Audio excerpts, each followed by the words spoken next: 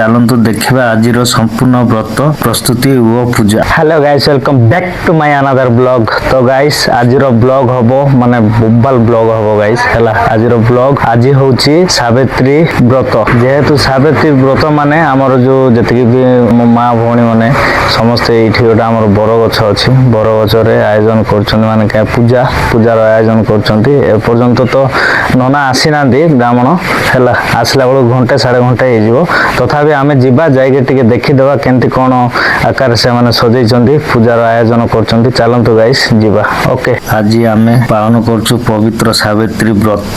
ଏହି ବ୍ରତ ହେଉଛି ସ୍ୱାମୀ ଦୀର୍ଘ ଆୟୁ ଓ ସୁଖ ସମୃଦ୍ଧି ପାଇଁ ନାରୀମାନଙ୍କ ଅତ୍ୟନ୍ତ ପବିତ୍ର ପର୍ବ। ତେବେ ଚାଲନ୍ତୁ ଦେଖିବା ଆଜିର ସମ୍ପୂର୍ଣ୍ଣ ବ୍ରତ ପ୍ରସ୍ତୁତି ଓ ପୂଜା।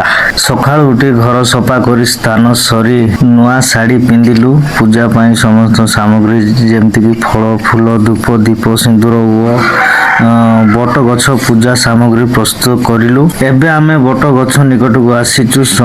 ସମସ୍ତ ମହିଳା ଅଭିଭାବରେ ସାବିତ୍ରୀ ବ୍ରତ ପାଳନ କରୁଛନ୍ତି।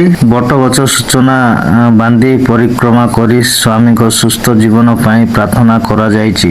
ପୁରୁଣା ଅନୁସାରେ ସାବିତ୍ରୀ ନିଜ ଭକ୍ତି ଓ ସତ୍ୟତ୍ୱ ବଳରେ ଯମରାଜଙ୍କ ପାଖରୁ ସ୍ୱାମୀ ସତ୍ୟବାନ ଜୀବନ ଫେରାଇ ଆଣିଥିଲେ।